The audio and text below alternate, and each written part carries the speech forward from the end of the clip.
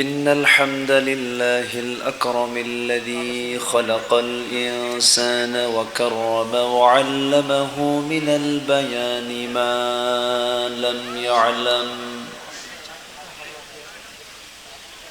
فسبحان الذي لا يحصى امتنانه باللسان ولا بالقلم نشهد أن لا إله إلا الله وحده لا شريك له ونشهد أن سيدنا وحبيبنا ومولانا محمدا عبده ورسوله الذي أرسله بالحق بشيرا ونذيرا وداعيا إلى الله بإذنه وسراجا منيرا فقد قال الله تعالى في كلامه المجيد وفرقانه الحميد أعوذ بالله من الشيطان الرجيم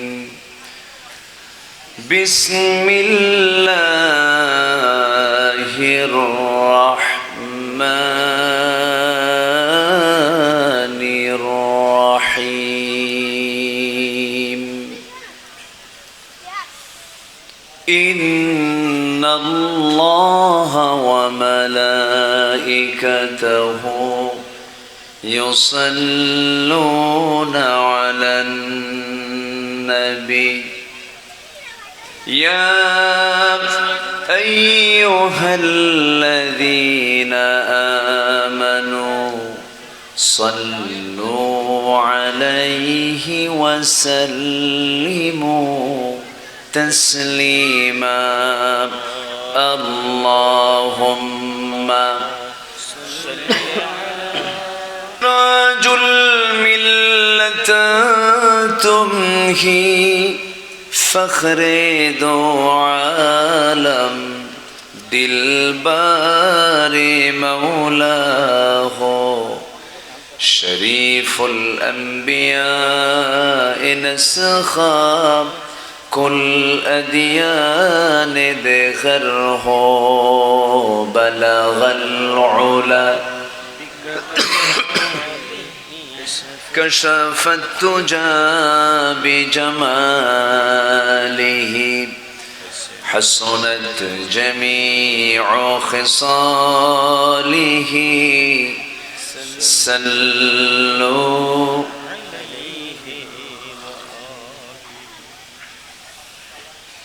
প্রাকৃতিক সৌন্দর্যের অপরূপ লীলাভূমি সুন্দরবন লাগোয়া খুলনা অঞ্চলের যশোর জেলার ঝিকরগাছা উপজেলার আলিপুর খাপাড়া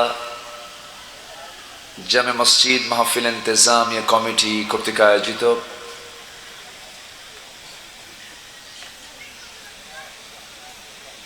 বার্ষিক তাফসীরুল কোরআন মাহফিল 2024 আজকের এই মহৎ আয়োজনের সম্মানিত সুযোগ্য সভাপতি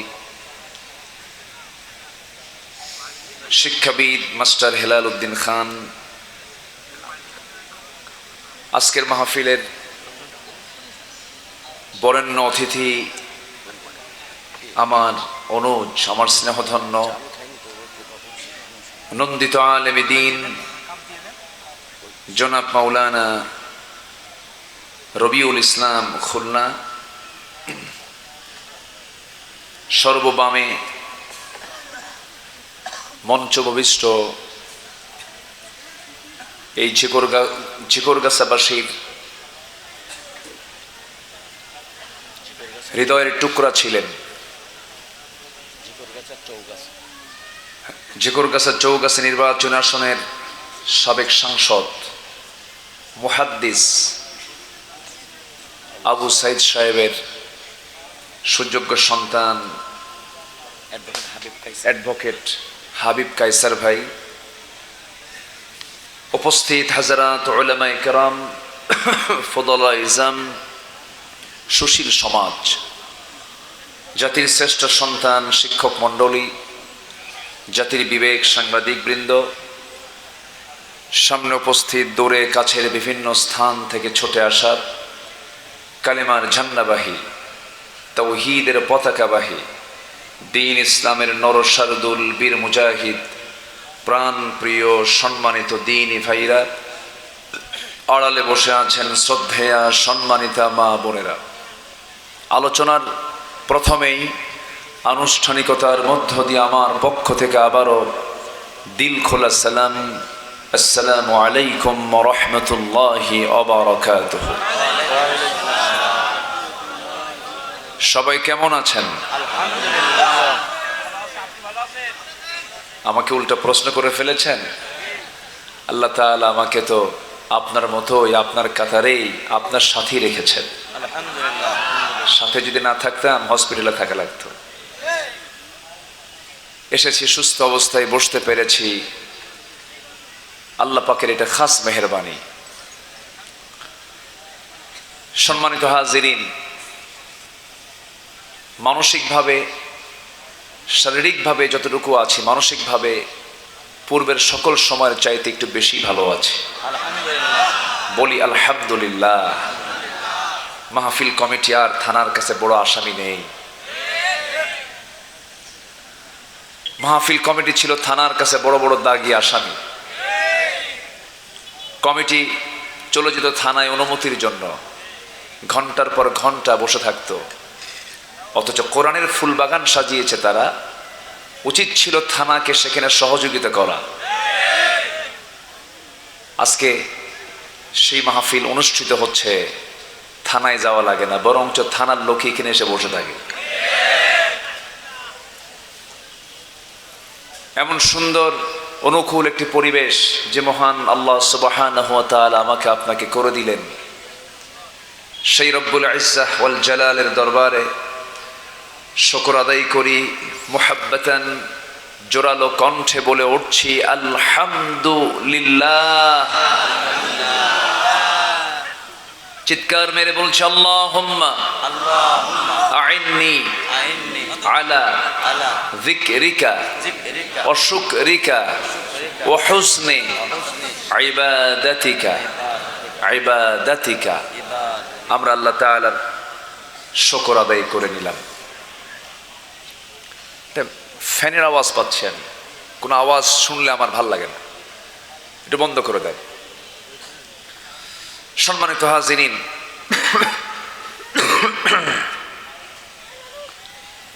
মহান রব্বুল আলামিনের অশেষ শুকর যে আল্লাহ তাআলা আমাকে আপনাকে সৃষ্টির সেরা সুন্দর অবয়বে আল্লাহ তাআলা আমাকে আপনাকে মানুষ করে দুনিয়াতে পাঠিয়েছেন।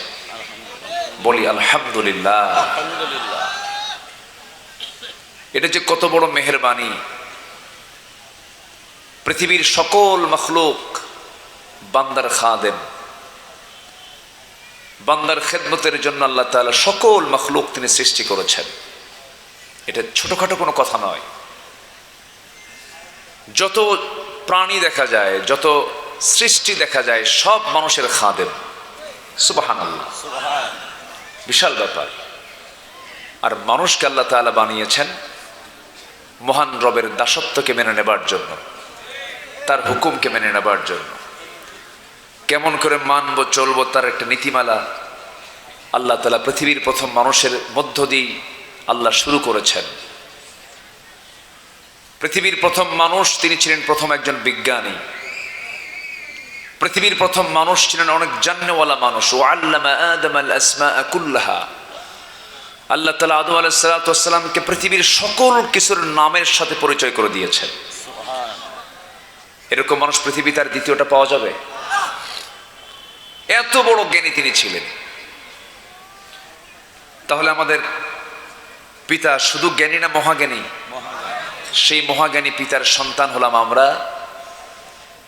আমরা সেই মানুষ যারা জান্নাত থেকে খাবার খেয়ে এসেছে দুনিয়াতে, আবার জান্নাতে গিয়ে ফিরে আবার জান্নাতের খাবার খাওয়া শুরু করব। কেউ তো ইনশাআল্লাহ বললেন না, ইনশাআল্লাহ। চিন্তায় পড়ে গেছেন। জোরে বলি ইনশাআল্লাহ। জি, এই পাশের কিছু ভাইয়ের ক্যামেরার জন্য দেখতে একটু অসুবিধা হচ্ছে, কষ্ট হয়, একটু কষ্ট হয়। কি করবেন এখন?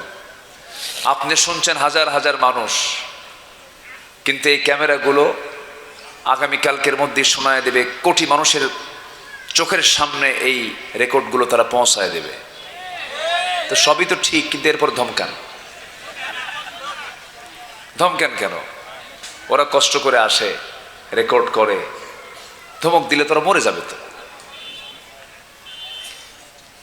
দু একজনের একটু কষ্ট হচ্ছে, হোক না। প্রযুক্তিকে মোকাবেলা করার জন্য সুস্থ প্রযুক্তি দিয়ে, সুস্থ বিনোদন দিয়ে অসুস্থ বিনোদনগুলোকে প্রতিহত করতে হবে। এটার বিকল্প নেই। মানুষ গান শুনবেই, সিনেমা দেখবেই, নাটক দেখবেই। এটাকে বন্ধ করতে হলে সুস্থ কিছু দিয়ে ওগুলোকে বন্ধ করতে হবে। সম্মানিত ভাইয়েরা, আসুন আমরা ধীরে ধীরে মূল আলোচনার দিকে চলে যাচ্ছি।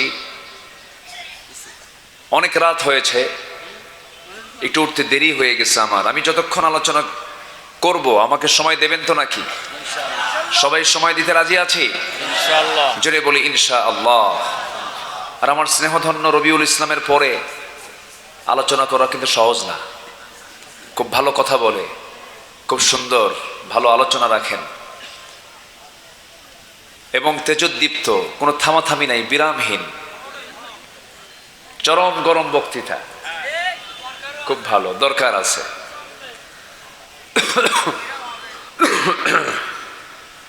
খুব ভালো, আলহামদুলিল্লাহ। চেহারাও সুন্দর, বডিও ভালো। আমার গায়ে তো হাড় হাড্ডি ছাড়া কিছু নাই। আল্লাহ তুমি রবিউলকে দ্বীনের প্রকৃত দায়ী হিসাবে গোটা পৃথিবীতে কবুল করে নাও। সেই জাতীয় যোগ্যতা তুমি আল্লাহ তাকে দিয়ে দাও। জোরে বলি আমিন।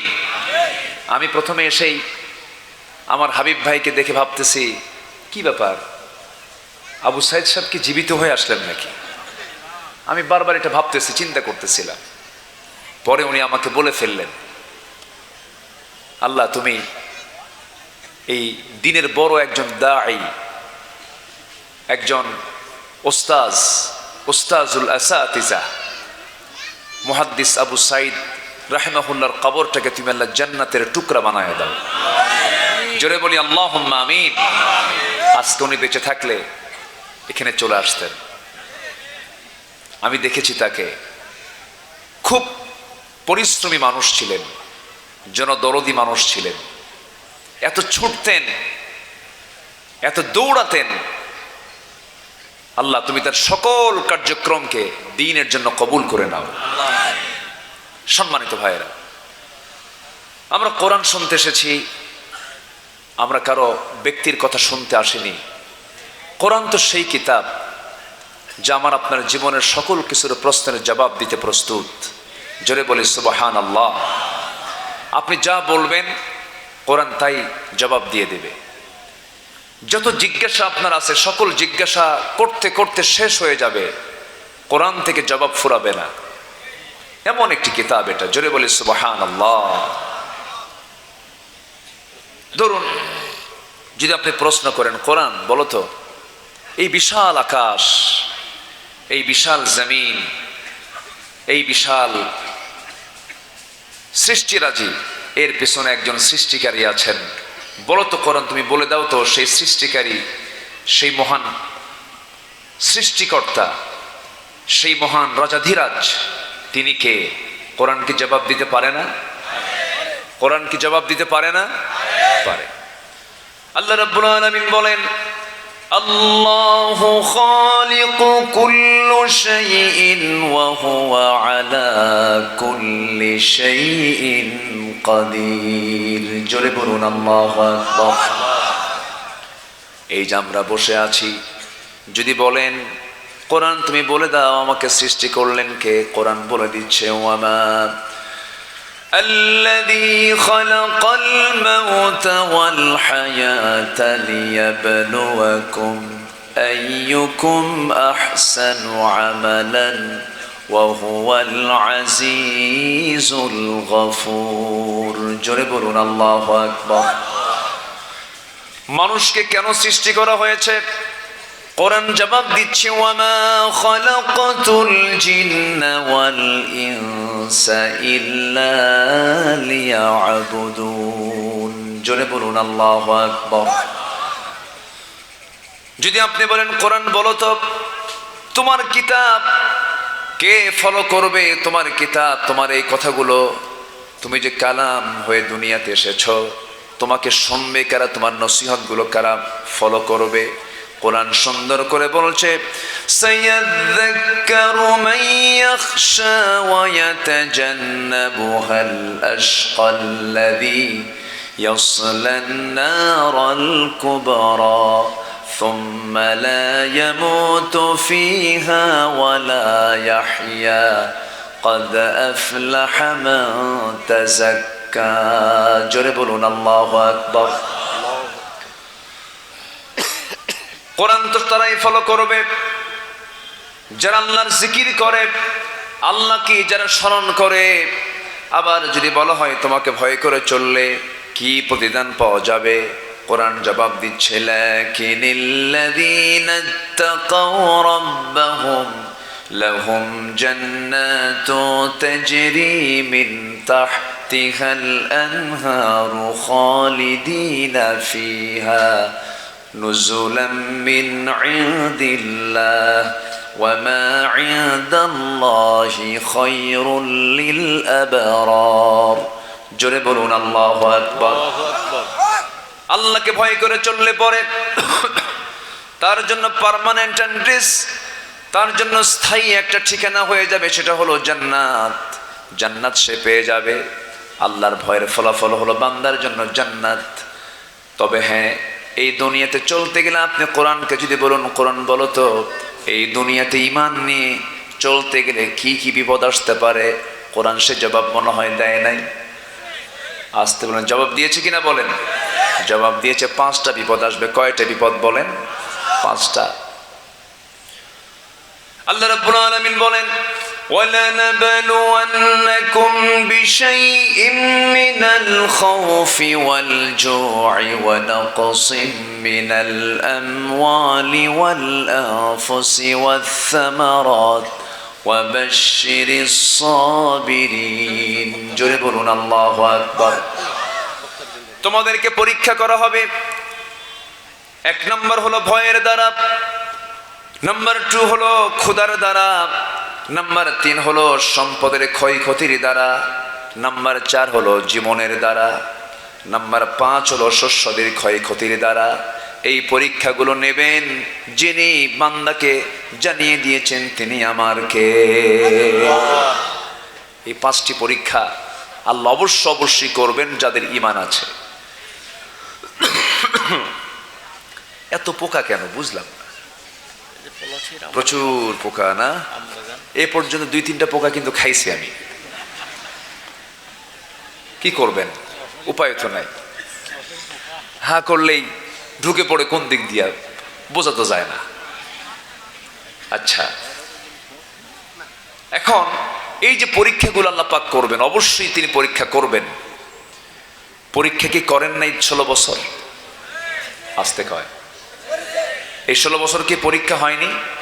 এই যে ভাইজানের আব্বা ঘুমাতে পারেননি নিজের বিছানায়, কত রাত তাকে পালিয়ে বেড়াতে হয়েছে। আমরা কোরআনের কথা বলি, আমরা আসামি ছিলাম। ওই যে কালামানিক, হেবাটা আমার নামে লিস্ট করেছিল, 116 জন আলেমের তালিকার মধ্যে আমার নামটা ঢুকাইছি। কেন? আমরা নাকি রাষ্ট্রদ্রোহী, নাশকতা সৃষ্টিকারী, আমরা নাকি মানে দেশদ্রোহী, আমরা নাকি মৌলবাদী, কট্টরপন্থী। এরকম করে করে বিভিন্ন নাটক সাজিয়ে বছরের পরে বছর, মাসের পরে মাস নিরীহ নিরপরাধ মানুষগুলোকে জেলখানায় ধুকে ধুকে তারা মেরেছে, ঠিক কিনা বলেন? মেরেছে। সম্মানিত বন্ধুগণ, আল্লাহ ধরেন না, আবার ধরে ফেললে ছাড়েন না। সে কালামানিক এখন কোথায় জানেন না? হ্যাঁ, চেয়েছিল এটা মামা বাড়ি দিল্লি যাবে, কিন্তু হয়নি। সিলেটবাসীকে ধন্যবাদ, তাকে ধরেছে এবং বিসি শুদ্ধ আউট করে দিচ্ছে। ভালো, খুব বাড়াবাড়ি করেছিল। সম্মানিত ভাইয়েরা,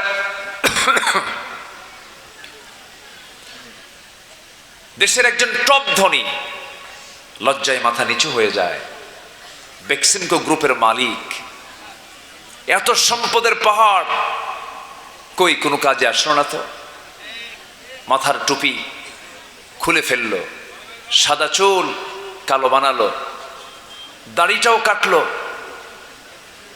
পরনের জামাটা চেঞ্জ করে গেঞ্জি পরলো, পাজামা খুলে লুঙ্গি বানালো, বাঁচার জন্য নৌকায় চললো। কিন্তু শেষেও কাজ হলো না। বন্ধু একখান নিয়ে পালাতে চেয়েছিল, সেই বন্ধুকে ধরে ফেলছে কোস্টগার্ড। বন্ধুকে ধরে নিয়ে যায়, বন্ধু আইন মন্ত্রী বলছে আমাকে একা নিয়ে যান কেন? আমি কি একা আসছি এখানে? দুজন আসছি, দুজন কি নিয়ে যান? কারেকজন কই? কই যে বসে আছে, কে চিনি না, তোটা মানে তরকারি বিক্রেতা। বোঝেন নাই? আল্লাহ কিরকম করে সব দেখায় দেন, কেউ চেনে নাই। বন্ধু আইন মন্ত্রী বলছে চিনতেছ না? না তো, দেখো ভালো করে দেখো, ওটাই দরবেশ। এখান থেকে একটা শিক্ষা আছে, জালিম জালিমকেও ছাড়ে না, কিন্তু ইমানদার ইমানদারের জীবন রক্ষার জন্য জীবন দিয়ে দেয়। সম্মানিত ভাইয়েরা, শিক্ষা নিতে হবে, শিক্ষা নিতে হবে। যদি শিক্ষা না নেই বড় বিপদ হয়ে যাবে। ওরা শিক্ষা নেয়নি তো, ওরা ভেবেছিল আমাদেরকে ধরবে কে? ফেরাউনকে ধরেছেন কে? ফেরাউনকে ধরেছেন কে? নমরুদকে ধরেছেন কে?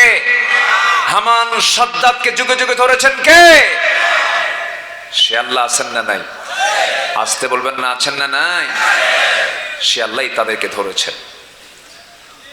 তো ঈমান আনা মানে হলো পরীক্ষার সম্মুখীন হওয়া, পরীক্ষা দিতে হবে। পরীক্ষায় পাশ করেছেন অনেকেই। একজন ভালো পরীক্ষার্থী ছিলেন আল্লামা সাইদ রাহিমাহুল্লাহ। তিনি তার পরীক্ষায় ৫ নাম্বার তুলে ইতিমধ্যে দুনিয়া থেকে তিনি বিদায় নিয়েছেন। আল্লাহ তুমি তার কবরটাকে জান্নাতের টুকরা বানায় দাও। জোরে বলি আল্লাহুম্মা আমিন। বহুত আলেম ছিল আমার দেশে, তার চাইতে কিতাব বেশি জানতো, আরবি কিতাব লিখতো। কত বড় বড় আলেম আমার দেশে আছে না নাই বলেন তো? এখনো আছে না নাই? দীর্ঘ 16 বছর বিগত সরকারের আমলে তাদের গায়ে একটা আঁচড়ও পড়ে নাই, একটা মামলাও লাগে নাই।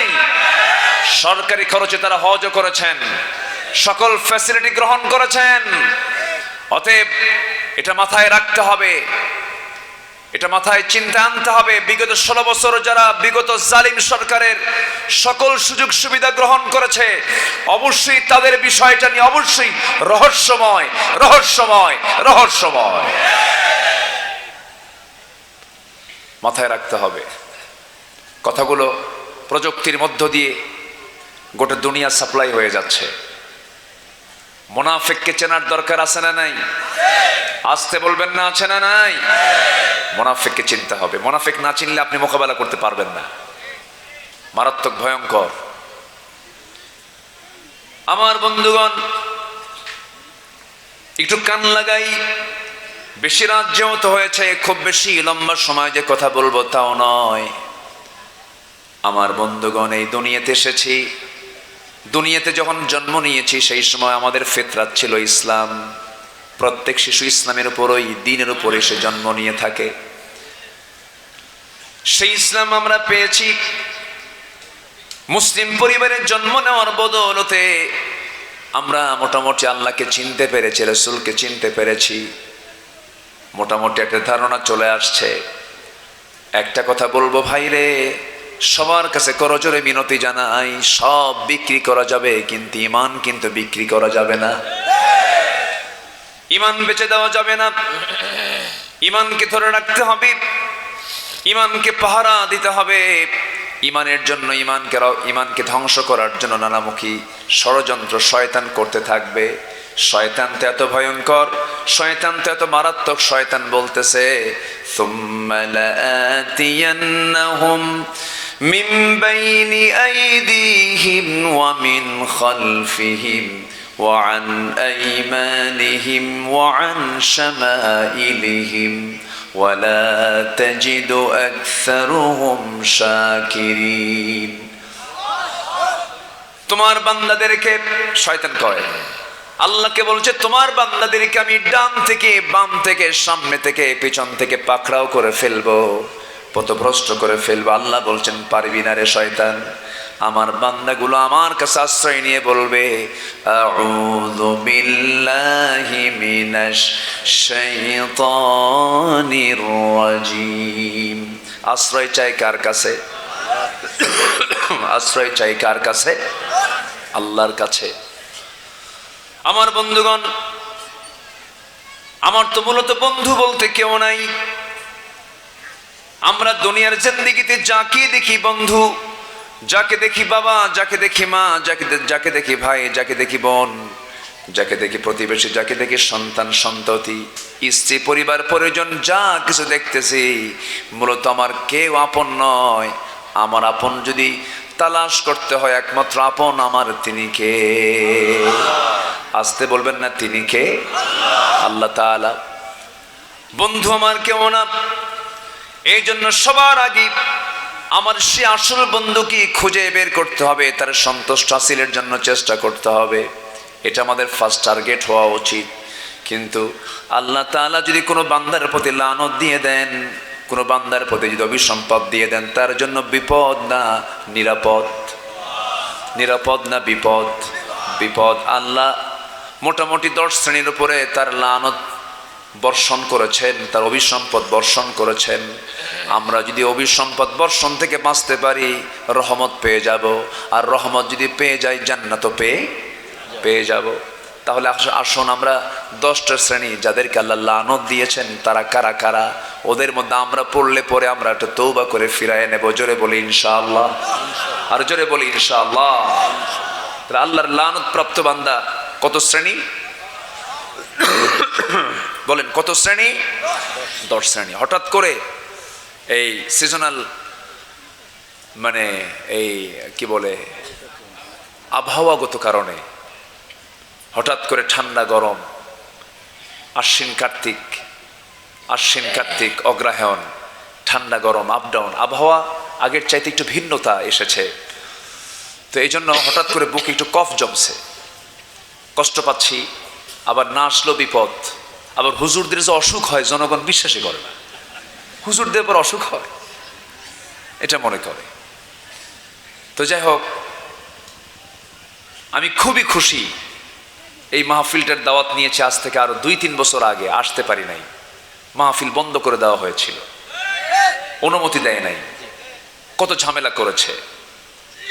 সম্মানিত ভাইয়েরা, আজকে তারা কোথায়? খুঁজে পাওয়া যাচ্ছে না। পোস্টারে তাদের একটা নেতার নাম না থাকলে পোস্টারকে চেঞ্জ করাতো ওরা। দলীয় গ্রুপিং এর প্রভাব পড়তো মাহফিল, তাফসীর মাহফিলগুলোতে। সম্মানিত ভাইয়েরা, কত যে জুলুম করেছে, কত যে অত্যাচার করেছে আমাদের উপরে। মঞ্চ উঠবো তার আগ দিয়ে এক ওয়াজ শোনায়, বলে হুজুর মাহফিল আসছেন, শুনছি আপনি নাকি কোন দল করেন। এটাকে বলতো, বলে হুজুর আপনি ওয়াজ করবেন আজকে আকাশের আর কবরের। দুনিয়াটা আমরা দেখে নেব, দুনিয়া দেখবে ওরা। আমাদের ডিপার্টমেন্ট হলো কবরস্থান আর হলো চতুর্থ আসমান, মাঝখানে ওরা। এত বড় নাটক তারা করেছে দীর্ঘ 16 বছর। সম্মানিত ভাইয়েরা, সম্মানিত বন্ধুগণ, জেগে ওঠার সময় হয়েছে এখন। প্রত্যেকটা গ্রামে গ্রামে তালাশ করতে হবে কারা বেনামাজি। প্রত্যেকটা গ্রামে গ্রামের মসজিদগুলোতে কমিটির মধ্যে খুঁজে বের করতে হবে কারা বেনামাজি, লম্পট চরিত্রহীন, গার ধাক্কা দিয়ে কমিটি থেকে বের করে দিতে হবে। ৬৪,০০০ গ্রামকে আমরা নতুন করে সাজাবো। জোরে বলি ইনশাআল্লাহ, জোরে বলি ইনশাআল্লাহ। ওরা যা করেছিল সম্মানিত বন্ধুগণ, বাঁচার জন্য কত ভয়ঙ্কর সিদ্ধান্ত তারা নিয়েছিল। এই দেশের সেনা কর্মকর্তার ইতিহাসে সবচাইতে বেশি নম্বর পাওয়া একজন সেনা কর্মকর্তা, যিনি বর্তমান সেনাবাহিনী প্রধানেরও তিনি শিক্ষক, ব্রিগেডিয়ার জেনারেল আব্দুল্লাহিল আমান আজমি। আমি নিজে তার সঙ্গে দেখা করেছি। উনি আয়না ঘরে ছিলেন। ওনাকে বললাম, ভাইজান একটু আপনার স্টেটমেন্ট আমি একটু শুনতে চাই, জানতে চাই। শুধু বললেন, আমাকে পানি পান করতে দেয়নি, আমি ড্রেনের পানি পান করেছি। আমাকে খেতে দেয়নি, আমি ৩-৪ দিনের পচা খাবার তৃপ্তি ভরে খেয়েছি। আমাকে হাঁটতে দেয়নি, আমার কোমরকে তারা অকেজো করে দিয়েছে। আমাকে ঘুমোতে দেয়নি, ঠান্ডার মধ্যে কাতরাচ্ছিলাম। দীর্ঘ ৮টা বছর আল্লাহর দেওয়া নিয়ামত সূর্যের চেহারা আমাকে দেখতে দেয়নি। ব্যারিস্টার আরমান এদেশের ইসলামী আন্দোলনের অন্যতম পুরোধা, শহীদ মীর কাসেম আলী রাহিমাহুল্লাহর সুযোগ্য সন্তান। উনি বলেন, ভাইজান আমার আব্বা মারা গেছেন ৮ বছর আগে, তাকে ফাঁসিতে ঝুলিয়ে মারা হয়েছে। আমি জানি না, আমি যেদিন নায়না ঘর থেকে বের হয়েছে সেদিন জানতে পেরেছি আমার আব্বার ইন্তেকাল হয়েছে। এ তো জানা কথা, অজানায় কত পরিবারের সদস্যবৃন্দ গুম হয়েছে, টুকরো টুকরো করা হয়েছে। এই ঝিনাইদা যশোরিত ঝিনাইদায় কতগুলো ভাইকে আমাদের শহীদ করে দেওয়া হয়েছে। মেরে ফেলার পর তার চোখ উপড়ে ফেলা হয়েছে, মরা লাশ, সেই মরা লাশ থেকে চোখটা তারা উপড়ে ফেলেছে। সম্মানিত ভাইয়েরা, কত মা চোখের পানিতে বালিশ ভিজিয়েছে, কত কয়েদি সে জানেই না আমার মামলা কি। জেলখানায় থেকে থেকে ধুকে ধুকে তাদের জীবন, তাদের ক্যারিয়ার সব ধ্বংস হয়ে গেছে, বউ ছেড়ে দিয়ে চলে গেছে। সম্মানিত ভাইয়েরা, আমার কি অপরাধ ছিল? 2018 সালে নির্বাচনের আগ দিয়ে আমাকে ধরে নিয়ে চলে গেল। আমি নিজেও জানি না কি কারণ। জেলখানায় ঢুকবো, আমি জেলখানার মূল ফটক দিয়ে ঢুকতেছি, হঠাৎ করে সামনের দিকে এক বুড়া চাচা, 85 থেকে 90 বছর বয়স, আমাকে দেখিয়ে লম্বা একখান সালাম দিল আর বললো, হুজুর আপনি জেলখানায় আসছেন? খুব খুশি হয়েছি। বললাম যে আপনি খুশি হলেন কেন?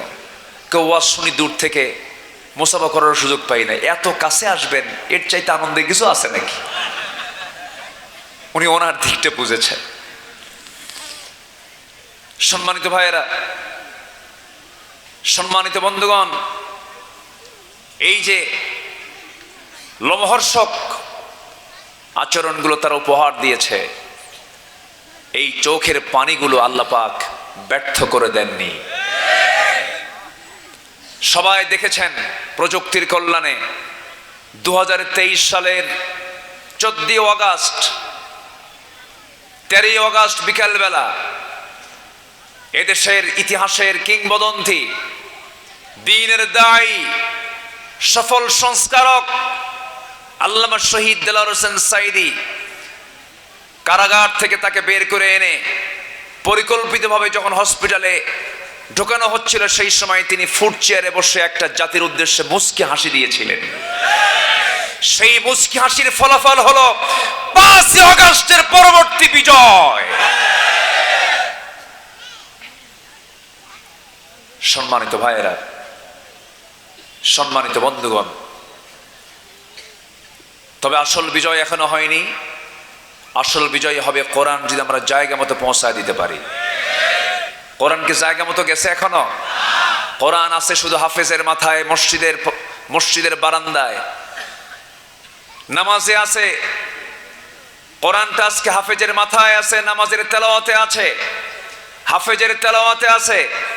কিন্তু নামাজকে শুধু, কোরআন শুধু নামাজের মধ্যে থাকলে চলবে না, শুধু কাগজের পাতায় থাকলে চলবে না। সমাজের পাতায় পাতায়, প্রশাসনে, প্রত্যেকটি জায়গায় কোরআন দিয়ে সমাজ চলুক। সবাইকে চান না আপনারা? কারা কারা চান? দু হাত উঁচু করে দেখান মুসলমান।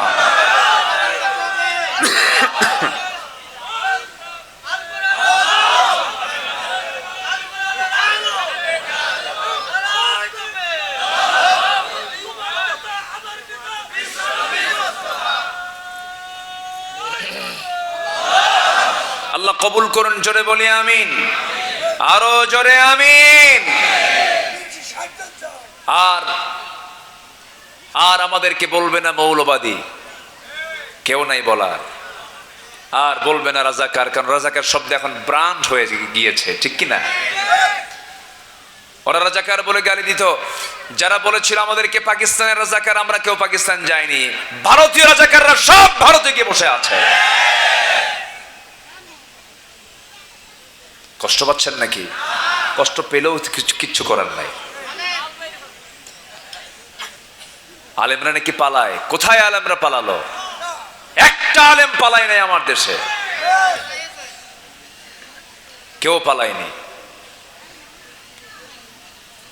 আপনি কি দল করলেন? আপনার থুইয়া আপনার নেতা চলে গেছে। হ্যাঁ,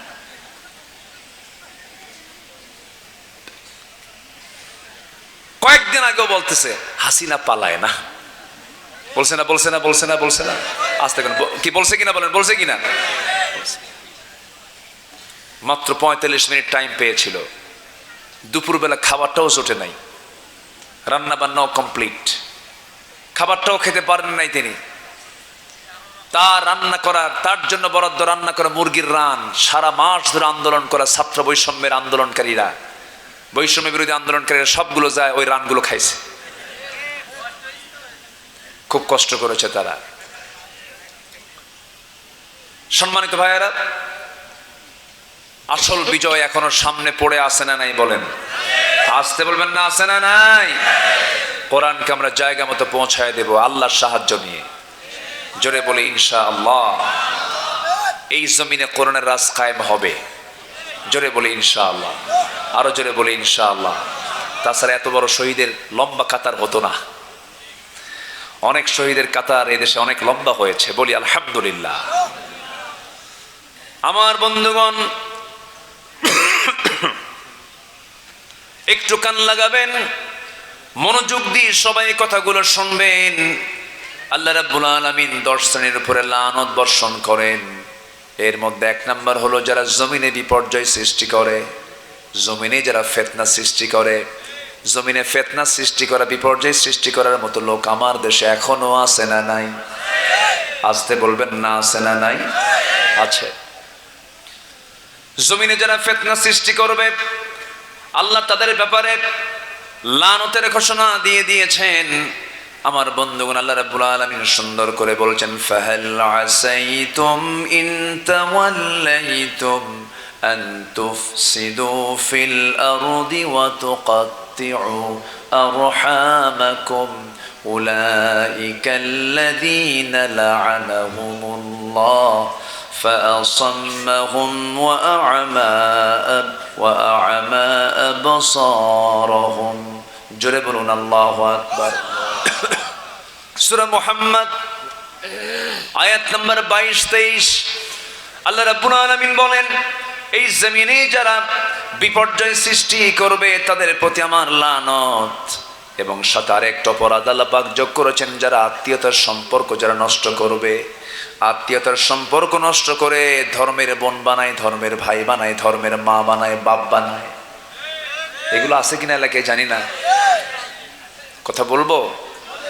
কোনো সমস্যা নাই তো? জোরে বলি ইনশাআল্লাহ। ধর্মের বোন বলতে কিছু ইসলামে নেই, ধর্মের ভাই বলতে কোনো ইসলামে কিছু নেই। ধর্মের বোন বা মাঝে মাঝে বউ হয়ে যায়, হয় না? বউ হয়ে যায়, তাহলে এটা বোন কেমনে হলো? বোন তো বোনই, সারা জীবন বোন হয়ে থেকে যাবে, সে কখনো বইয়ের মর্যাদা পাবে না, কারণ সে হচ্ছে মাহারাম। নিজের বোনের কোনো খবর নাই, নিজের ভাইয়ের কোনো খবর নাই, দূর সম্পর্কের কেউ না তাকে ধর্মের ভাই বানায়া তাকে কাছে টানতেছে, না না, সে আপনার মুসলিম দিনই ভাই হবে, কোনো সমস্যা নাই। কিন্তু রক্তের বন্ধন যারা ছিন্ন করবে, লা ইয়াদখুলুল জান্নাতা কাতিউ রহিম, আত্মীয়তার সম্পর্ক ছিন্নকারী কখনো জান্নাতে ঢুকতে পারবে না। জোরে বলি নাউযুবিল্লাহ। এই ব্যাধি কি সমাজে আছে? আছে না? তাহলে কি না বলাই ভালো নাকি? বলার দরকার আছে না? আছে। আমার বন্ধুগণ,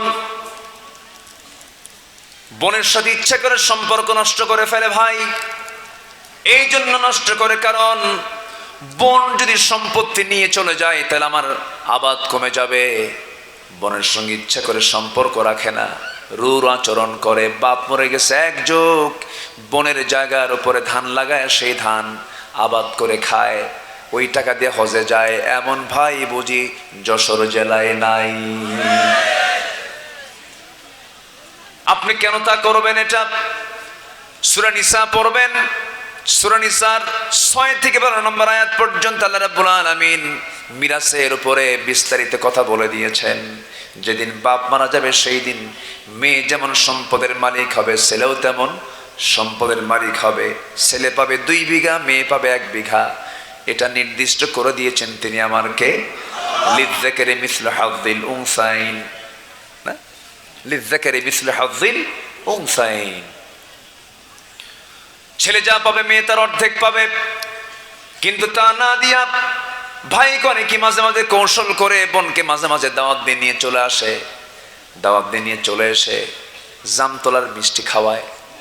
আছে না জামতলার দিকে? আশেপাশে আশেপাশে তো থাকার কথা, আপনারা না খাওয়ালেও খবর তো আছে আমার কাছে। আচ্ছা খাওয়ালে, আচ্ছা এমনি মজা করলাম। বোনকে নিয়ে আসার আগেই সাদেক আলীর জামতলার মিষ্টি,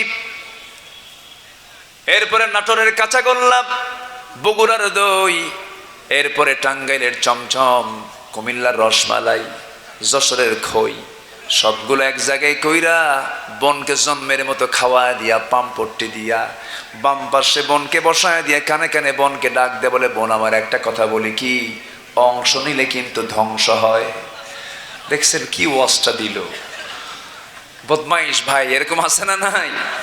আচ্ছা, অংশ নেওয়া যাবে না, ধ্বংস হয়ে যাবে।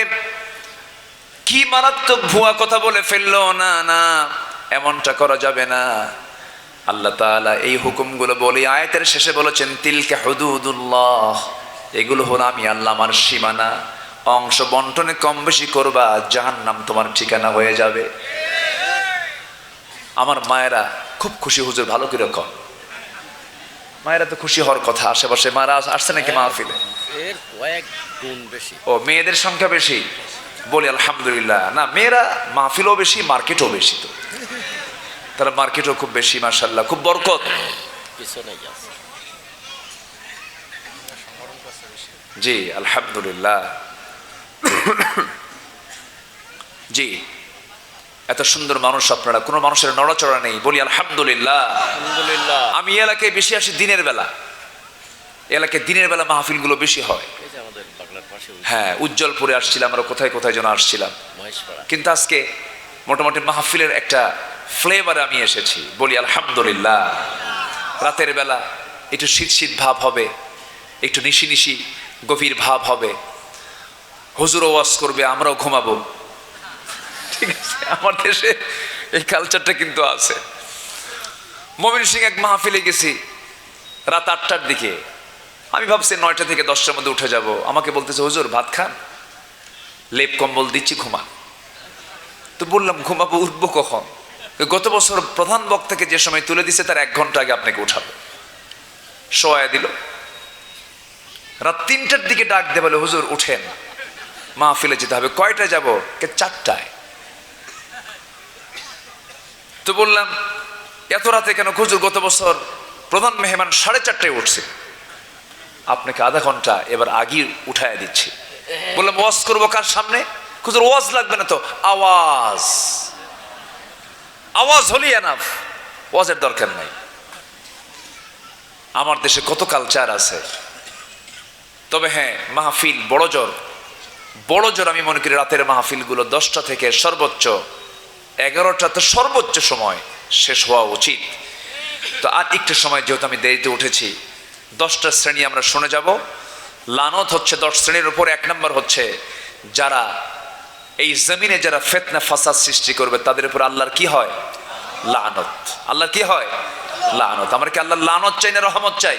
রহমত। রহমত চাই। আমি কি শেষ করে দেব?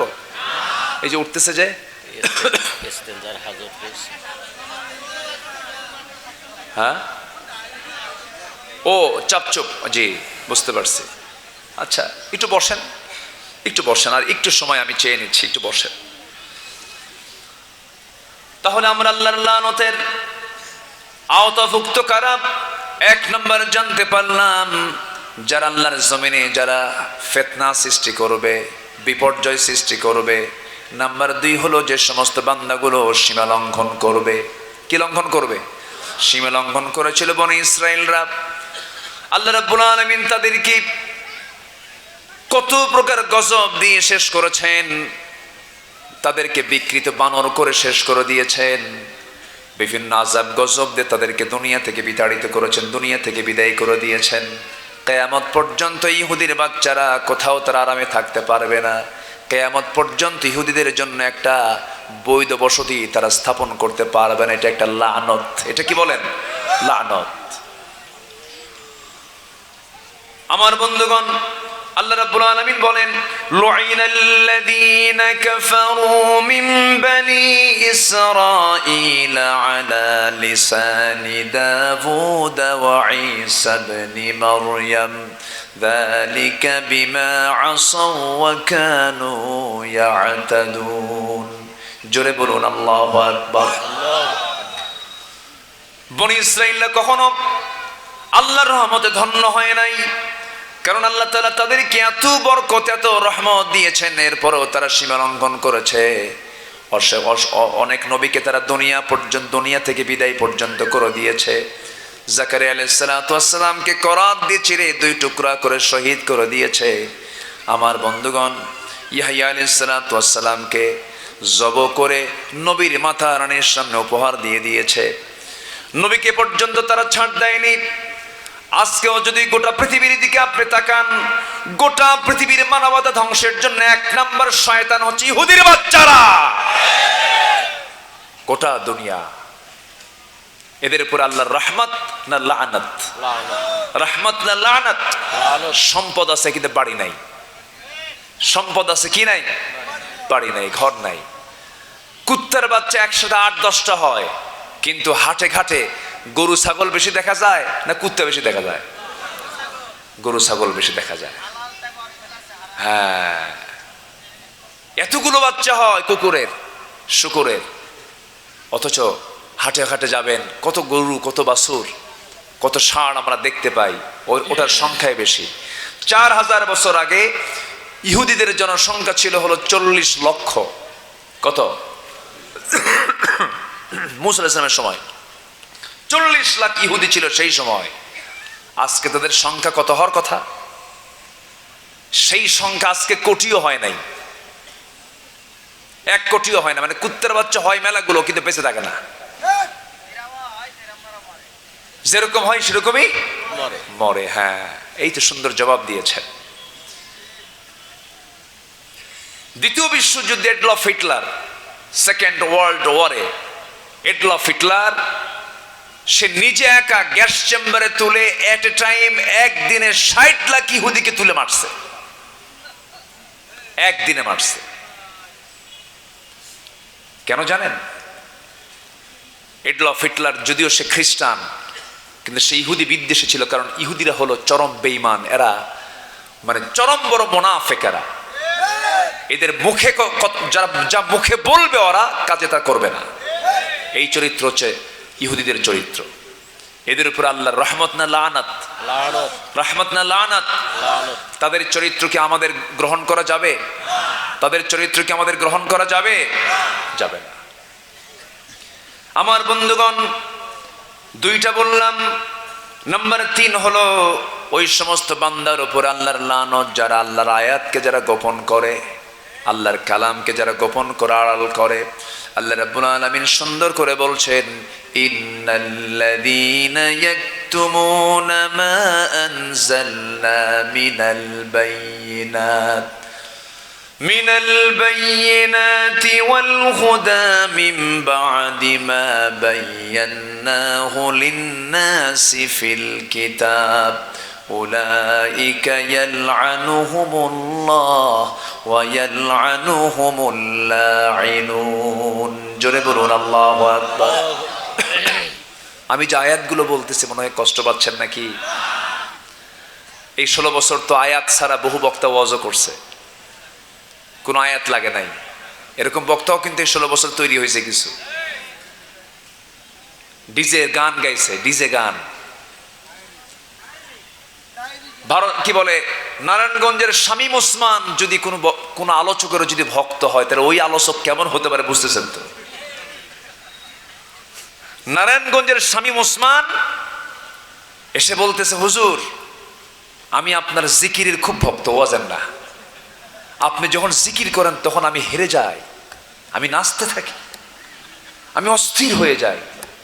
তো আপনি আমার নারায়ণগঞ্জে এসেছেন, আমি আপনাকে সাধুবাদ জানাচ্ছি, আপনাকে ওয়েলকাম জানাচ্ছি। আপনি সুন্দর করে জিকির করা এখন শুরু করবেন, ওই জিকিরের তালে তালে আমি নাচিতে নাচিতে আমার বাড়িতে পর্যন্ত চলিয়া যাইব। কি কথা কি বুঝতেছেন? এই বদমাইশগুলো বড় বড় আলেমদের বিরুদ্ধে কথা বলেছে। আল্লামা সৈয়দ কামালউদ্দিন জাফরির মতো একজন বর্ষিয়ান বিশ্বনন্দিত আলেমে দ্বীনকে নিয়ে বাজে কথা বলেছে এই বেয়াদব। এদের ব্যাপারে সজাগ থাকতে হবে, শ্রোতাকে সতর্ক থাকতে হবে। যখন আলোচনা শুনতে আসবেন, আলোচক তার আলোচনার মধ্যে কয়টা আয়াত কয় আর কয়টা হাদিস কয় একটু গুনবেন একটা একটা করে। যে আজকে তাফসীর শুনতে গেলাম, কিন্তু তাফসীরের জন্য যে আয়াত দরকার সে আয়াত কয়টা বলেছে। আপনি সচেতন হলে বক্তাও সচেতন হয়ে যাবে, ঠিক কিনা বলেন? ঠিক। আয়াত থাকতে হবে। আল্লাহ তাআলা বলছেন, যারা আমার আয়াতকে যারা গোপন করবে আমি আল্লাহ তার উপরে লানত নাজিল করব। জোরে বলেন নাউযুবিল্লাহ। আয়াত গোপনকারী আছে না নাই? আছে। হক কথা কয় না, এরকম আছে না নাই বলেন তো? খালি তেল মারে, খালি তেল মারে। তেল মারা কিছু লোক আছে না নাই? আছে। হক কথা বলতে হবে, হক পথে চলতে হবে। নাম্বার 4 হলো বিনা কারণে যদি কোনো মুমিনদেরকে কেউ হত্যা করে, আল্লাহ রাব্বুল আলামিন বলছেন, ওয়া মাইয়াকতুল মুমিনান মুতাআম্মিদান ফাজাযাউহু জাহান্নাম খালিদান ফিহা ওয়া গাদিবাল্লাহু আলাইহি ওয়া লা'নাহু ওয়া আ'আদ্দা লাহু আযাবান আযীমা। জোরে বলুন আল্লাহু আকবার। যদি কোনো বান্দা কোন ইমানদারকে ইচ্ছাকৃতভাবে হত্যা করে ফেলে, তার ঠিকানা হয়ে যাবে জাহান্নাম। শুধু জাহান্নাম হবে না, আল্লাহর রাগ তার উপরে বর্ষিত হয়ে যাবে এবং আল্লাহর লানত তার উপরে বর্ষিত হয়ে যাবে এবং তার জন্য বরাদ্দ হয়ে যাবে সীমাহীন আযাবের ব্যবস্থা। জোরে কন্না নাউযুবিল্লাহ। এই 16 বছর কি একটা দুইটা হত্যা হয়েছে? একটা দুইটা হত্যা হয়েছে না। আল্লামা সাইদিকে 13 অগাস্টে কাশিমপুর জেলখানা থেকে ধরে জোর করে একটা সুস্থ মানুষ বলা হলো আপনাকে হসপিটাল নিতে হবে। কেন? আপনি অসুস্থ। তা আমি অসুস্থ আমি তো নিজেই জানি না। কি কথা কি বুঝতেছেন?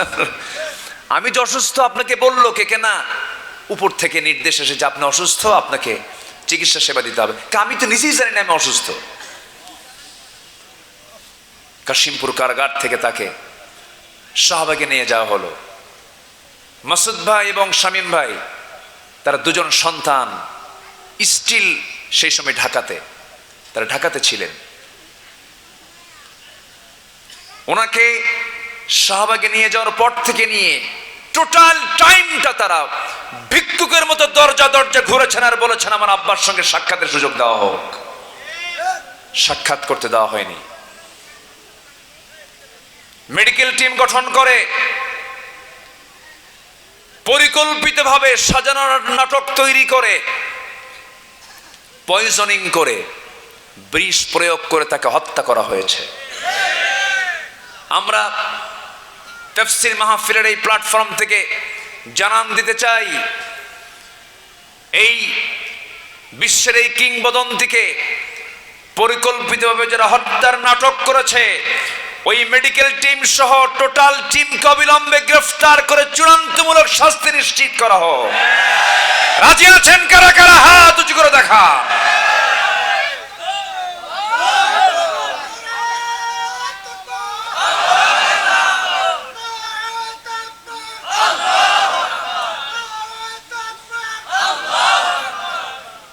আল্লাহ কবুল করুন, জোরে বলে আমিন। আরো জোরে আল্লাহুম্মা আমিন। নাম্বার 5, যারা মুনাফিক এবং যারা কাফের তাদের উপরও আল্লাহর লানত। মুনাফিক তো যশোর জেলায় নাই, আসতে বলে আছে না নাই? আছে। কিছু মুনাফিক সব জায়গায় খুঁজে পাওয়া যায়। মুনাফিকদের উপর আল্লাহর লানত। কাফেরের দ্বারা ইসলামের যত না ক্ষতি হয়, মুনাফিকের দ্বারা তার চাইতে বেশি হয়ে যায় ক্ষতি। এই জন্য মুনাফিকের ব্যাপারে আল্লাহ রাব্বুল আলামিন রাসূলকে স্পষ্ট জানান দিয়েছেন, ইয়া আইয়ুহান নাবিয়্যু জাহিদিল কুফফার জাহিদিল কুফফার ওয়াল মুনাফিকিনা ওয়াগলুয আলাইহিম ওয়া মাওয়াহুম জাহান্নাম। হে নবী, আপনি কাফিরদের বিরুদ্ধে, মুনাফিকদের বিরুদ্ধে জিহাদের ঘোষণা করুন এবং বিশেষ করে আপনি মুনাফিকদের ব্যাপারে কঠোরতা অবলম্বন করবেন। ওয়াগলুয আলাইহিম ওয়া মাওয়াহুম জাহান্নাম, তাদের ঠিকানা হবে জাহান্নাম। রাসূলকে বেশি কষ্ট দিয়েছে কাফের, মুশরিক, জালিম না মুনাফিকেরা? বলেন বলেন, কারা বেশি কষ্ট দিয়েছে? মুনাফিকেরা। নবীর পরিবারে আগুন ধরিয়ে দিয়েছে, যুদ্ধ নিকটবর্তী করে দিয়েছে। মদিনার সেই বনু নাজির, বনু কুরাইজার সঙ্গে প্যাঁচ লাগায় দিয়েছে। কুরাইশদের সঙ্গে যোগ সাজস করে যুদ্ধটাকে নিকটবর্তী করে দেওয়া হয়েছে। আমার নবী মদিনায় ছোট্ট শিশু ইসলাম তিনি সেখানে কায়েম করার জন্য ছোট্ট একটা নগর রাষ্ট্র গড়ে তুললেন। ইহুদিদের সঙ্গে একটা চুক্তিতে মিলিত হয়ে গেলেন। 1 বছর যেতেই না যেতেই মুনাফিকদের যোগ সাজসে মক্কা থেকে কুরাইশদেরকে টেনে আনা হলো। বদর নামক প্রান্তর পর্যন্ত তারা চলে এলো। এই সমস্ত দীর্ঘ যত প্রসেসগুলো করেছে, শয়তানিগুলো করেছে, সব হলো মুনাফিকের বাচ্চারা। আমার বন্ধুগণ, আমার নবীজি মুনাফিকদের ব্যাপারে আমার নবীজি নিজেও সজাগ থাকতে বলেছেন, সতর্ক থাকতে বলেছেন। তবে হ্যাঁ, আমার নবীর মধ্যে দয়া কম ছিল না, বেশি ছিল? বলেন, বেশি ছিল। ছোট্ট একটা ইতিহাস মনে পড়ে গেল। আমার নবীজির জীবদ্দশায় এক মুনাফিকের ইন্তেকাল হলো, মৃত্যু হয়ে গেল। সেই মুনাফিকের যখন মরণ হয়ে গেল, সব সাহাবী খুশি, আমার নবীজিও খুশি। কিন্তু ওই মুনাফিকের ঘরে একজন আল্লাহর ভালো বান্দার জন্ম হয়েছিল। নবীজির একজন একনিষ্ঠ সাহাবী ছিলেন, তার নাম হচ্ছে আব্দুল্লাহ। এই আব্দুল্লাহ এসে বলছেন, ইয়া রাসূলুল্লাহ, আমার বাবা একজন মুনাফিক, আমি জানি আমার বাবা খারাপ মানুষ, আমি জানি। কিন্তু হুজুর, আমার তো বাপ হয়, আমি আপনার তো সাহাবী, আমার বাপ দুনিয়া থেকে বিদায় নিয়েছেন। আমি আপনার কাছে একটা জিনিস চাইতে আসছি। আপনি আমার বাবার জন্য যদি আপনার গায়ের পরনের একটা জুব্বা দিতেন, আপনার ব্যবহৃত জুব্বা দিয়ে আমার বাবার কাফনের কাপড়টা বানায় দিতাম বরকত মনে করে। সন্তান তো চাইতেই পারে, বাবার প্রতি টান চলে এসেছে। রাসূল কিচ্ছু বললেন না, আপোষে তিনি একটা জুব্বা দিয়ে দিলেন। জুব্বা নিয়ে তাকে গোসল করায় পড়ায় দেওয়া হলো, জানাজার আয়োজন হবে। নবীর কাছে এসে বলে, হুজুর আমি তো আপনার সাহাবী, আমি জানি আমার বাপ খারাপ মানুষ, যদি আপনি আমার দিকে অন্তত তাকায়া আমার বাবার জানাজার নামাজটা আপনি পড়াতেন আমি খুব খুশি হতাম। রাসূল বলছেন, আমার সাহাবী তুমি বললে কে মানা করতে পারে নাকি, যাও আমি জানাজায় চলে যাব। জানাজায় চলে গেলেন। আমার নবীজি জানাজা শুরু করবেন, পিছন থেকে ওমরে ফারুক রাদিয়াল্লাহু আনহুর মতো একজন সাহাবী নবীর পিছন থেকে জুব্বাটা আস্তে আস্তে করে টান মারে আর বলে, হুজুর আপনি কার জানাজা পড়ান, সে তো মুনাফিক। রাসূল বলছে, ওমর রে আমাকে বাধা দিও না, জানাজা পড়ায় যে আমার সাহাবীর বাপ তো। আমার নবীজি জানাজা সম্পূর্ণ করলেন। জানাজা সম্পূর্ণ হতে না হতেই আল্লাহর পক্ষ থেকে আয়াত নাজিল হলো, ইস্তাগফির লাহুম আও লা তাস্তাগফির লাহুম ইন তাস্তাগফির লাহুম 70 মাররাতান ফালান ইয়াগফিরাল্লাহু লাহুম। হে নবী, আপনি মুনাফিকদের জন্য আপনি ক্ষমা চান বা না চান, আপনি যদি 70 বারেরও বেশি বার যদি আপনি তাদের জন্য আপনি ক্ষমা চান, আপনি নবী হলে কি হবে, সেই দোয়া আমার দরবারে মঞ্জুর হবে না। তাহলে মুনাফিকদের জন্য নবী দোয়া করলো, সেই দোয়া কবুল করেন নাই তিনি কে? আল্লাহ। মুনাফিকদের উপরে রহমত না লানত? রহমত না লানত? লানত। আমার বন্ধুগণ, আমার নবীজির সংসারে আগুন ধরিয়ে দিয়েছিল মদিনার ঘটনা। আমার নবীজি সাহাবে কেরামকে নিয়ে একটা বড় অভিযানে বের হয়েছিলেন। সে অভিযানে আমার রাসূল তার স্ত্রী আম্মা জান আয়েশা সিদ্দিকাকে সঙ্গে করে তিনি রওনা দিয়েছিলেন। নবীজি ম্যাক্সিমাম জায়গায় একা যেতেন না, বউকে সাথে নিয়ে যেতেন, কারণ বউ হলো ইমানের পাহারাদার। বউর সাথে থাকলে পরে ফিতনা থেকে বাঁচা যায়। নারী ফিতনা থেকে বাঁচার জন্য বউর সাথে থাকার দরকার আছে না নাই? দেখেন আসতে কয়, নবীজির হজের সফরে বউ ছিল কি ছিল না? যুদ্ধের সফরে বউ ছিল কি ছিল না? নবীজি বউ ছাড়া চলতেন না, বউ নিয়ে চলা সুন্নাহ। বলি আলহামদুলিল্লাহ। অন্যের বউ না, কিন্তু নিজের বউ। হ্যাঁ, এটা যেন মনে থাকে। আবার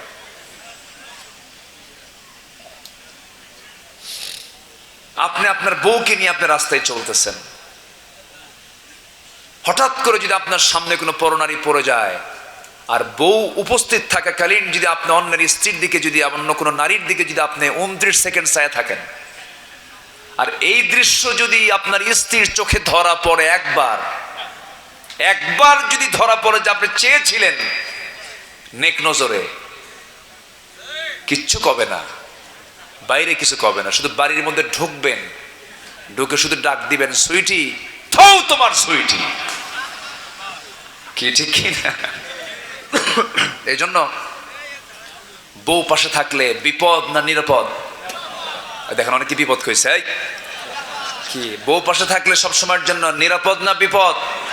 নিরাপদ। ইমানটা সেফ থাকবে, ফাসুর ফুজুর করতে পারবেন না, এদিক সেদিক তাকাতে পারবেন না। আমার নবীজি আম্মা জান আয়েশা সিদ্দিকা রাদিয়াল্লাহু আনহাকে সাথে করে নিয়ে চলে গেছেন। জিহাদের সফরে বের হয়েছেন, অভিযানে বের হয়েছেন। অভিযান থেকে তিনি ফিরে আসার পথে সাহাবে কেরামকে তিনি এক জায়গায় করে বলেন, চলো আমরা এখন মদিনার দিকে রওনা দিই। মদিনার দিকে রওনা দিলে হঠাৎ করে যদি কেউ বাদ পড়ে যায়, রাস্তায় সফরে যদি কেউ পিছে পড়ে যায়, সাফওয়ান তোমার দায়িত্ব হলো পিছে পড়ে যাওয়া লোকগুলোকে তুমি জড়ো করে একসঙ্গে মদিনায় পৌঁছায় দিবা। একজনকে দায়িত্ব দিয়েছেন। কেউ বাদ পড়েনি। বাদ পড়েছে একদম এমন মানুষ যিনি হচ্ছেন আমার নবীজির স্ত্রী আম্মা জান আয়েশা সিদ্দিকা রাদিয়াল্লাহু তাআলা। কেমন করে বাদ পড়লেন? মাঝপথে হঠাৎ করে হাজতের চাপ আসলো। প্রকৃতির ডাকে সাড়া দেওয়ার জন্য আম্মা জান আয়েশা করলেন কি, উটের উপরে হাওদা ছিল, পালকি ছিল, সেই পালকিটা নামাতে বললেন। পালকি নামানো হলো। সে পালকি থেকে তিনি নেমে বের হয়ে আড়ালে চলে গেলেন। শৌচকার্য কমপ্লিট করে তিনি এসে দেখেন কেউ নাই, সব চলে গেছে। এইদিকে যে দায়িত্বপ্রাপ্ত সাহাবী ছিলেন আম্মা জান আয়েশাকে দেখার জন্য, উনি ভেবেছেন মনে হয় আম্মা জান আয়েশা ওই পালকির মধ্যেই আছেন। উনি এত চিকন ছিলেন যে পালকিতে থাকলেও যে ওজন, না থাকলেও সে ওজন। কি কথা, কি বোঝা গেল? কি কথা? মাঝখান দিয়ে একজন মানুষই বাদ পড়ে গেছে। ফাঁকা পালকি, উটেরই পিঠে সব চলে গেছে। আম্মা জান আয়েশা দেখে এসে দেখেন কেউ নাই। তিনি কি করলেন, আস্তে করে একটা গাছের নিচে চাদর মুড়ি দিয়ে বসে গেলেন। সেই সময় পর্দার আয়াত নাজিল হয়ে গেছে। চুপ করে বসে আছেন। দায়িত্বপ্রাপ্ত সাহাবী দূর থেকে দেখতেছেন কে যেন বসা, দেখতে চিনতে পারলেন না, কাছাকাছি আসলেন, চিনতে পারলেন, অনুমান করে বলেন, আপনার আম্মা জান আয়েশা সিদ্দিকা? হ্যাঁ, আমি আয়েশা। কোনো চিন্তা করবেন না আম্মা জান, আপনি হচ্ছেন উম্মাহাতুল মুমিনিন, উম্মুল মুমিনিন, কোনো চিন্তা নাই। সকল সম্মান মর্যাদার দিক লক্ষ্য রেখে আপনাকে নিরাপদে মদিনায় নবীর ঘরে পৌঁছায় দেওয়া হবে। সাফওয়ান দায়িত্ব নিলেন, ঘোড়ার পিঠে চড়ালেন, নিরাপদে তিনি সেই জায়গা থেকে মদিনা পর্যন্ত পৌঁছায় দিলেন। নবীর ঘরে তিনি চলে গেলেন। পরের দিন সকালবেলা টক হয়ে গেছে, গোটা মদিনার সবার মুখে মুখে হয়ে গেছে। মুনাফিকরা মিডিয়াতে ফলো আপ করেছে, তোমরা কি জানো গত রাত্রিতে আয়েশা সাফওয়ান নামে একজন পরপুরুষের সঙ্গে একই ঘোড়ার পিঠে গোটা রাত ভ্রমণ করেছে। আয়েশা তার সতীত্ব নষ্ট করে ফেলেছে। আয়েশা চরিত্রহীনা হয়ে গেছে। নবীর কানে যখন সংবাদটা চলে গেছে, আমার নবীজির মনটা খারাপ হয়ে গেল। আমার নবীজি চিন্তায় পড়ে গেলেন। শুধু ঘরের মধ্যে ঢুকে বলছেন, আয়েশা কি যেন কথা আমার কানকে ভারী করে দিয়েছে। আয়েশা, আমি তোমাকে অস্বীকার করি না, আমি তোমাকে অবিশ্বাস করি না, তবে হ্যাঁ, আমার মন বলছে এই সময় এই মুহূর্তে তোমার আমার ঘরে না থেকে তোমার বাবার ঘরে থাকাটাই উত্তম। তুমি তোমার বাবার ঘরে চলে যাও। স্বামীর মুখ থেকে এমন জাতীয় কথা কোনো স্ত্রীর কানে যখন আসে, দুনিয়াটা ছোট্ট হয়ে যায়। আম্মা জান আয়েশার মধ্যে অস্থিরতা সৃষ্টি হয়ে গেল, নবীজির মধ্যে অশান্তি তৈরি হয়ে গেল। এই যে পরিবারের মধ্যে কলহ সৃষ্টি করে দিল, এই যে একটা বিভাজন সৃষ্টি করে দিল, এই যে একটা ফিতনা সৃষ্টি করে দিল, এর পিছনে মূল কুচক্রান্ত করেছে কাফের মুশরিকরা, মুনাফিক। বলেন কারা কারা? বলেন। ওই মুনাফিকগুলো নবীর পিছনে নামাজও পড়েছে, নবীর পিছনে ইক্তেদা করেছে, নবীর বয়ান শুনে চোখের পানি ফেলে ফেলে কেঁদেছে। আমার দেশে বহু নামাজি আছে, সুদও খায়, নামাজও পড়ে। আসতে বলবেন না, আছে না নাই? আছে কিনা? আছে কিনা? আছে। মদের দোকান আছে, আবার হজে যায়। মদের দোকান আছে, হজে যায়। যশোরই তো আছে মদের দোকান, আছে না নাই? আচ্ছা, হোটেল চলবে তাছাড়া কেমনে? মদ ছাড়া কি হোটেল চলে? তাই এর আবার সমাজে যখন ছড়িয়ে বেড়ায়, মুখে দাঁড়িয়ে আছে, সাদা জুব্বা, চেহারাগুলো কি একদম লাল টকটকা, মনে হয় আকাশ থেকে কেবলই জিব্রাইল নাজিল হয়েছে। আছে না নাই? আচ্ছা, এগুলো হলো মুনাফিক। আমার নবীজি করলেন কি? বলছেন, আয়েশা যাও, বাবার বাড়ি চলে যাও। তিনি যাওয়ার আগ দিয়ে বললেন, ইয়া রাসূলুল্লাহ, আপনি আমার স্বামী, আপনি বিশ্বনবী, আপনি আমাকে অর্ডার দিয়েছেন, আমি কি মানা করতে পারি নাকি? তবে আমি আমার বাবার বাড়ি চলে গেলাম, আমি আপনাকে একটা কথা জানান দিয়ে যাই। ইয়া রাসূলুল্লাহ, আল্লাহর কসম করে বলি, আমাদের বিয়ের পয়গাম কিন্তু, আমার বিয়ের পয়গাম কিন্তু দুনিয়ার কেউ আপনার কাছে নিয়ে যায় নাই। আমার বিয়ের মূল ঘটক হচ্ছেন আরশের মালিক আল্লাহ তাআলা। আমি সে আল্লাহর কাছে আশ্রয় চাই, আল্লাহর কাছ থেকে ফয়সালা চাই। কথা বলেই তিনি বাবার বাড়ি চলে গেলেন। বাবু কথা বলে না, মাও কথা বলে না, সেজদায় পড়ে পড়ে কান্দেন। এমনি চিকন মানুষ, আরো চিকন হয়ে কাঠখড়ি হয়ে গেলেন, চোখের পানি ফেলে ফেলে কান্দেন। আমার নবীজি সেজদায় পড়েন, আমার নবীজি ঘুমাতে যান, হাতটা গায়ে দেন, আয়েশা নাই। নবীজির বুকটা খান খান হতে থাকে, হারে কি কষ্ট যেন আমার আয়েশা করছে। নবীজির কষ্টে বালিশ ভিজে যায়, ওইদিকে আম্মা যেন আয়েশার কষ্টে যায়, নামাজ ভিজে যায়, আর মুনাফিকরা হাসে। কি ঠিক কিনা? এই আছে না এরকম মুনাফিক? আছে না নাই বলেন তো? আল্লামা সাইদির ফাঁসির রায় দেয়, মুনাফিকরা মিষ্টি খায়। তোরা যারা ধর্ষণের সেঞ্চুরি করে যারা মিষ্টি বিতরণ করেছিস, তালিকা হবে, অবশ্যই তালিকা হতে হবে। ওরা তালিকা করেছে আমাদের, আমরা তালিকা করব না? নাস্তিকদের আমরা তালিকা করব না? পর্যায়ক্রমে আসবে, জোরে বলে ইনশাআল্লাহ। এই জমিন নাস্তিকদের জন্য নয়, এই জমিন কুলাঙ্গারদের জন্য নয়। আমার নবীজি মুনাফিকদের দ্বারা আক্রান্ত হলেন। সেই মুনাফিক আজকের সমাজে আছে না নাই বলেন তো? আম্মা জান আয়েশা বলেন, আল্লাহ তাআলা আমাকে 9টি কারণে শ্রেষ্ঠত্ব দান করেছেন। এর মধ্যে 1 নম্বর কারণ হচ্ছে আমি একমাত্র কুমারী স্ত্রী আমার নবীর জীবনে, আলহামদুলিল্লাহ। নাম্বার 2, 9 বছরে বিয়ে হয়েছে আমার, 13 বছরে বধূ হয়ে নবীর ঘরে পদার্পণ করেছি। আমি জিব্রাইলকে আমি আয়েশা নিজের চোখে দেখেছি। আমি নবীজির বিছানায় একের সঙ্গে শোয়া অবস্থায় ওহী নাজিল হতে দেখেছি।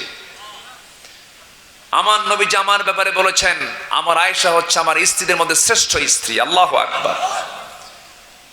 আমি আয়েশা, আমার শানে আল্লাহ তাআলা একাধিক আয়াত নাজিল করেছেন। আম্মা জান আয়েশা বলেন, আমি নিজেকে ধন্য মনে করি, রাসূল যখন ইন্তেকাল করবেন কোন স্ত্রীর ঘরকে তিনি চুজ করেননি, আমার ঘরকে তিনি চুজ করেছেন।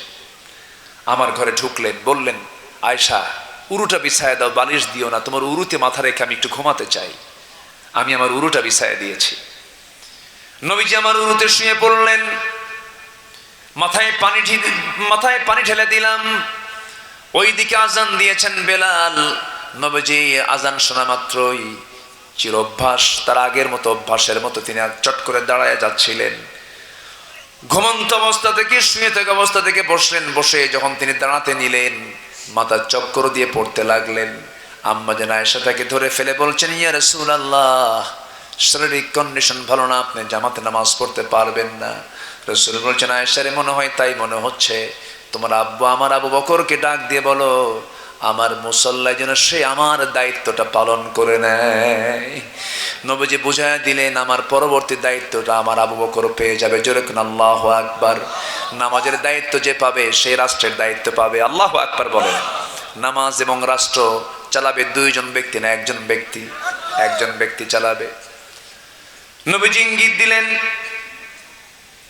সাহাবায়ে কেরাম অপেক্ষা করতে করতে যখন নবীজি আর গেলেন না ভিতরে, নবীর মুসল্লায় যখন আবু বকর দাঁড়িয়ে গেছেন, সাহাবায়ে কেরামদের মধ্যে হাউমাউ কান্না শুরু হয়ে গেছে।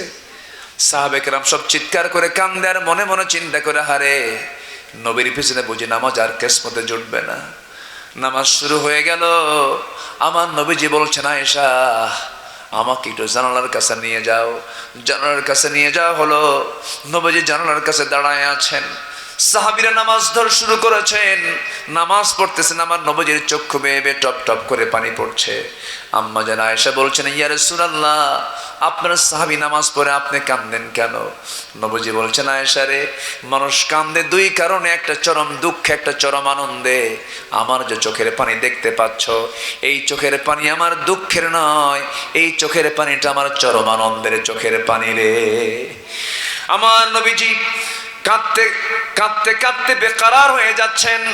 এরপরে বলছেন, আয়েশা তুমি কি জানো, এই যে জামাতে নামাজ আদায় করতেছে আমার সাহাবীরা, এই নামাজ আজকে রাষ্ট্রীয় পর্যায়ে কায়েম হয়ে গেছে।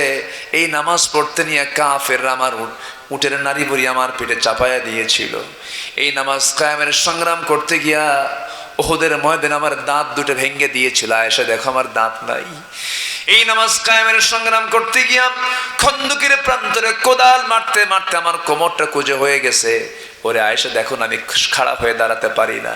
সেই নামাজ কায়েমের জন্য আমার কোমর গেল, দাঁত গেল, আমার দেশ ছাড়তে হলো, আমার জন্মস্থান ছাড়তে হলো। সেই নামাজ আজকে রাষ্ট্রীয় পর্যায়ে কায়েম হয়েছে। এই চরম আনন্দের কারণে আমি আমার চোখ থেকে পানি বের করে ফেলেছি। ওরে আয়েশা, মনে হয় বাঁচবো না, দুনিয়া থেকে বিদায় নিয়ে নেব। দেখো তো আমার মুখটা কেমন যেন দুর্গন্ধযুক্ত মনে হচ্ছে, মুখে কেমন যেন গন্ধ গন্ধ লাগে, একটা মেসোয়াক এনে দাও তো। আম্মা জান আয়েশা বলেন, নিজেকে ধন্য মনে করি, রাসূল তার জীবনের শেষ খাবার খেয়েছেন। আমি আয়েশা আমার মুখের লালা মেসোয়াক নিয়ে যখন নবীর হাতে দেব, আমি মেসোয়াকটাকে চাবায় চাবায় নরম করে দিলাম। জিহ্বার আগায় কিছু লেগে থাকে থুতু, আমার নবী আমার দিকে তাকায় তাকায় চুষে চুষে সমস্ত থুতুগুলো চুষে চুষে পান করছেন। আর বলছেন, আয়েশা রে, আমি তোমার তেমন কোনো হক আদায় করতে পারলাম না, তোমার থুতুগুলো আমি চুষে চুষে পান করলাম। সুবহানাল্লাহ। আম্মা জান আয়েশা বলেন, আমি নিজেকে ধন্য মনে করি, নবীজি তার জীবনের শেষ খাবার খেয়েছেন। আমি আয়েশা আমার মুখের লালা রসুল যখন মারা যাবেন আমি নিজেকে ধন্য মনে করি। রসুল আমার পাশে বসেছিলেন, আমার পাশে শুয়েছিলেন। সর্বশেষ কথা আমার সঙ্গী হয়েছে, আমাকে সর্বশেষ রসুল কথা বলে জানিয়ে দিয়েছেন, আয়েশা আমার উম্মতকে জানায় দিবা 5 ওয়াক্ত নামাজ যেন আমার উম্মতরা না ছেড়ে দেয়। জোরে বলি সুবহানাল্লাহ, আরো জোরে বলি সুবহানাল্লাহ। আমার নবীজি দুনিয়া থেকে বিদায় নেবেন। আম্মা জান আয়েশা বলেন, রসুল যখন দুনিয়া থেকে বিদায় নিয়ে নেবেন আমাকে সর্বশেষ কথা জানায় যে রসুল দুনিয়া থেকে বিদায় নিলেন। আমি আর সামান্য এসে নবজির চক্ষুটা আমি বন্ধ করে দিলাম। আমি নিজেকে ধন্য মনে করি, নবজি তার জীবনের শেষ আশ্রয়স্থল, নবজি তার জীবনের শেষ জায়গা কবরটাও আমার ঘরকে তিনি চুজ করে নিয়েছেন। জোরে বলেন সুবহানাল্লাহ। আমার ঘরে নবীর দাফন হয়েছে, আমি আমার ঘরেই থাকি, রসুল আমার পাশেই তিনি কবরে শুয়ে থাকেন। আমার মন চাচ্ছিল আমার মৃত্যুর পরে আমি নবীর সঙ্গে থাকবো, কিন্তু ইসলামের বড় একজন খলিফা ওমর ফারুক রাদিয়াল্লাহু আনহু একদিন আমার কাছে চলে আসে, আমার কাছে লোক পাঠায় দিয়ে জানায় দিলেন তার নাকি বড় শখ, তিনি নাকি নবীর সঙ্গে ঘুমাবেন। এত বড় একজন মহান ব্যক্তি আমার কাছে এমন প্রস্তাব পাঠালে আমি কি মানা করতে পারি নাকি? আমি আমার প্রিয় জায়গা, আমি আমার প্রিয় স্থানটা আরেকজন দ্বীনের একজন বড় মুজাহিদের জন্য আমি তাকে ওয়াকফ করে দিয়েছি। জোরে কোন সুবহানাল্লাহ। নবীর পাশে শুয়ে আছেন দুজন সাহাবী, আবু বকর এবং ওমর রাদিয়াল্লাহু আনহুমা। কিন্তু জায়গাটা ছিল কোন মহিলার বলেন? কার বলেন কার? আম্মা জান আয়েশার ছিল। আমার ভাইয়েরা, এই কথাগুলো বলার পেছনে ডালে ডালে চলে গিয়েছিলাম। মূল বিষয়টা হলো এই যে এত বড় বিশাল বড় একটা ফাটল সৃষ্টি করে দিয়েছিল নবীর পরিবারের মধ্যে। তারপর সাহাবায়ে কেরামদের মধ্যে যুদ্ধের ময়দানে বিভিন্ন প্যাঁচ লাগায় দিয়েছে। যুগে যুগে সবচেয়ে বেশি ডিস্টার্ব মুসলমানদের জন্য যারা করেছে তারা হলো মুনাফিক। সেই মুনাফিকের অনিষ্ট থেকে আমাদের বাঁচার দরকার আছে না নাই? সেই মুনাফিকদের ব্যাপারে আল্লাহর রহমত না লানত? আল্লাহ রাব্বুল আলামিন বলেন, ওয়া'আদাল্লাহুল মুনাফিকিনা ওয়াল মুনাফিকাতি ওয়াল কুফফারা নারা জাহান্নাম খালিদিনা ফিহা হিয়া হাসবুহুম ওয়া লা'আনাহুমুল্লাহ ওয়া লাহুম আযাবুম মুকিম। জোরে বলুন আল্লাহু আকবার। সূরা তাওবা 68 নম্বর আয়াত। আল্লাহ রাব্বুল আলামিন বলেছেন, যারা মুনাফিকি করবে, যারা কুফরি করবে, যারা কাফের হবে, আমি আল্লাহ আমার ওয়াদা হলো তারা জাহান্নামে যাবে এবং তাদের উপরে আমি আল্লাহ আমার লানত। জোরে বলুন সুবহানাল্লাহ। আমার ভাইয়েরা, আমার বন্ধুগণ, আমার আল্লাহ তাআলা যেখানে যা দরকার তাই বলেছেন, যার পানিশমেন্ট যা হওয়া দরকার তাই উপযুক্ত করে জানিয়ে দিয়েছেন।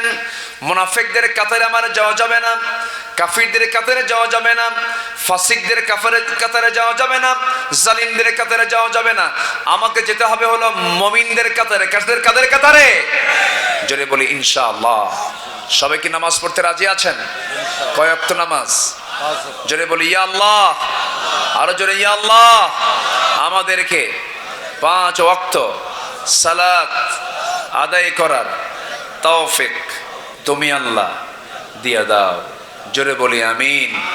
আরো জোরে আমিন, আরো জোরে আমিন। হাত নামান।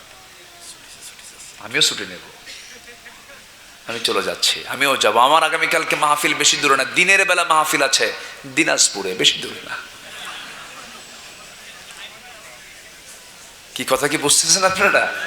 হ্যাঁ, আমি শেষ করে দেব। যে যেখানে আছেন বসে পড়ুন। উঠতেছেন কেন? প্রচন্ড বুকে ব্যথা হচ্ছে, কাশি ঠেলায়। একটু দোয়া করবেন না আমার জন্য সবাই? ইনশাআল্লাহ। আমার জন্য দোয়া করবেন না? আমি আপনার জন্য দোয়া করি, আল্লাহ যেন আমাদেরকে সবাইকে সুস্থ রাখেন, নিরাপদে রাখেন, শত্রুমুক্ত রাখেন, মুনাফিকদের আচরণ থেকে আমাদেরকে হেফাজত করেন। বসুন, কেউ উঠবেন না। উঠেন কেন? আপনার যানবাহন সব ঠিক থাকবে। আমি আসতেনি দেখি এত হুন্ডা, আমি বললাম এগুলো এত হুন্ডা কার? সব সিরিয়াল করে রাখছে গ্যারেজ ট্যারেজে, সবাই কষ্ট করে এসেছেন। আল্লাহ তুমি সবার অংশগ্রহণকে তুমি আল্লাহ কবুল করে নাও। মা বোনদের অংশগ্রহণকে তুমি আল্লাহ কবুল করে নাও। মাদেরকে ফরজ হুকুম পর্দা অবলম্বন করার তৌফিক দিয়ে দাও। পর্দা যেটা সলিড পর্দা, এমন পর্দা যেন মেয়েরা করতে পারে সেই তৌফিক দিয়ে দাও। জোরে বলি আল্লাহুম্মা আমিন। যে যেখানে আছেন আমরা বসে পড়বো, আমরা এখন দোয়া করবো। আমরা চাইবো কার কাছে? আল্লাহর কাছে। নামাজের মতো করে বসে সবাই। আপনার হাতে যদি কেউ কিছু দিতে চায়। ও আচ্ছা, জি। মাহফিলে অনেকে অনেক প্রকার দান করেছেন। যদি কেউ এই পড়ন্ত সময়ে শেষ টাইমে যদি কেউ দিতে চান, বরকত মনে করে নিয়ত করে যদি কেউ দিতে চান, দিতে পারবেন। আল্লাহ তুমি সবাইকে দিল থেকে দেওয়ার তৌফিক দিয়ে দাও। জোরে বলি আল্লাহুম্মা আমিন। ব্যাগ কি গিয়েছিল ভিতরে? হ্যাঁ, ব্যাগ পাঠাইছিলেন। আচ্ছা, আর না পাঠাই আবার বিরক্ত হবেন কিনা জানি না। ওই লাস্টে একটা দান আসছিল আর কি। জি। রাসেল খান ৫,০০০ টাকা, সেলিম খান। যে সবাই বসেন, আমরা দোয়ার প্রস্তুতি নিয়ে নেব ইনশাআল্লাহ। জি আলহামদুলিল্লাহ।